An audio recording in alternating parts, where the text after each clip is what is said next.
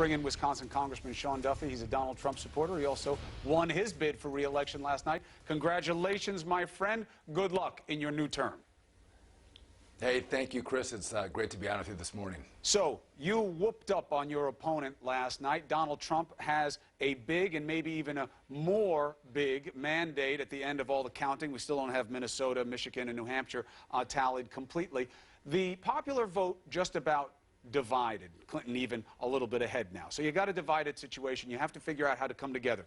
A little trickier with Donald Trump because his campaign was so heavy on exacerbating divisions. How do we move together going forward? Well, I think more than division, it's about setting out a stark difference between what's been happening over the last 8 years, Chris.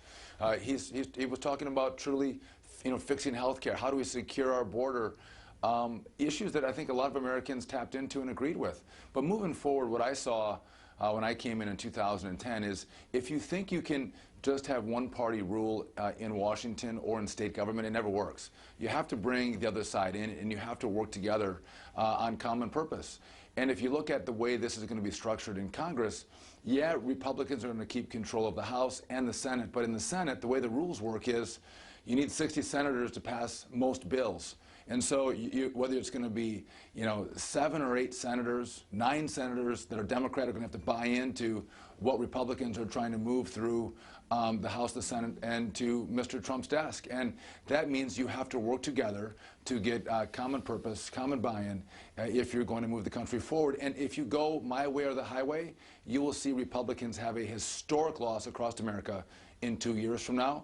We need to fight for the ideas that we ran on, but also bring Democrats along with us and include some of their ideas in the packages that we put together. Well, I get you in terms of the how you do business and the need for progress and constructive work down in D.C. I think that's all good. What I need your help on is something we talked about a lot during the election.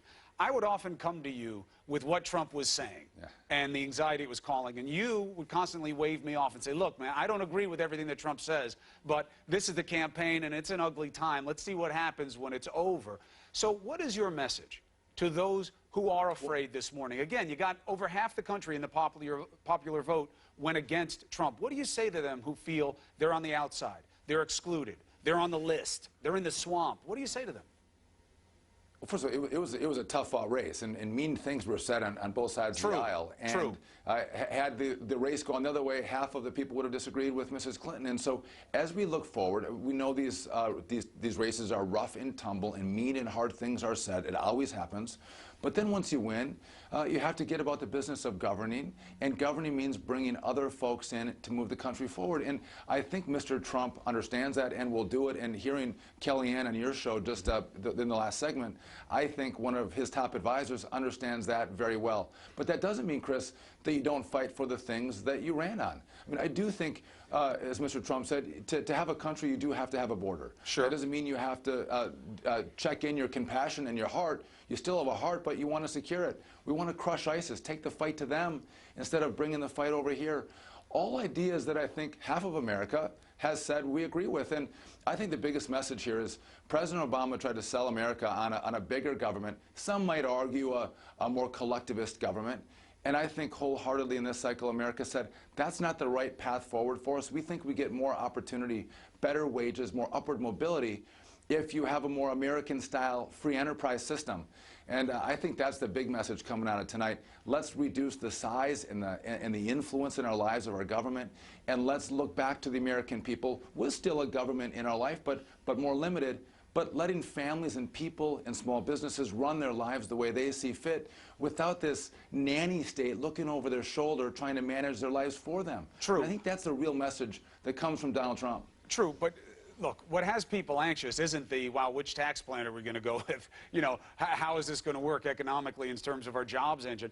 What was dividing the country was more of this cultural play. Kellyanne, who, as you know, we've known a long time here, she was saying, boy, you guys sure are being negative about this. It's not on us. The election was very negative. So now it's just a practical question. Do you really appoint a special prosecutor to go after Hillary Clinton? Or do you deal with what you're talking about? What do you think the priority should be?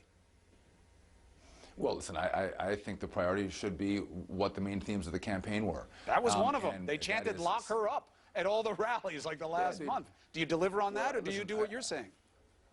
Well, I think the sentence and the conviction came last night in the vote, and people said, you know what, we don't want corruption in Washington. We've seen it in the Clinton Foundation. We've seen it in the Clinton State Department. We don't want that. And I think that was probably one of the largest drawbacks to Hillary Clinton's campaign is the scandalous behavior before she ran. And so, yeah, I mean, I think the American voters have done more to her than Donald Trump will. But again, I don't think the American voter, Chris, they don't want us to focus on that kind of stuff. They want to focus on working for them. And again, moving the country forward with ideas that are actually going to grow the economy. You know this, you and I have talked about this. Americans feel like they've been left behind, so many of them. In my part of the world that had a historic vote for a Republican president, first time since 1984, people are saying, where's the government working for me? Or stop bringing me down, get out of my way and let me live my life. That was historic in Wisconsin. First time since 1980 that a Republican senator won in a presidential year. So I think if we don't get about the business of the people and that's disregarded and that focus is sent somewhere else, you'll see the people rise up and push back. Well, you got a big mandate yourself, over 60% of the vote. Congratulations to you. And as you know, these ideas for how to make life better for people in America always have a home here on New Day. You're welcome all the time. Congratulations, Congressman. Hey, thank you.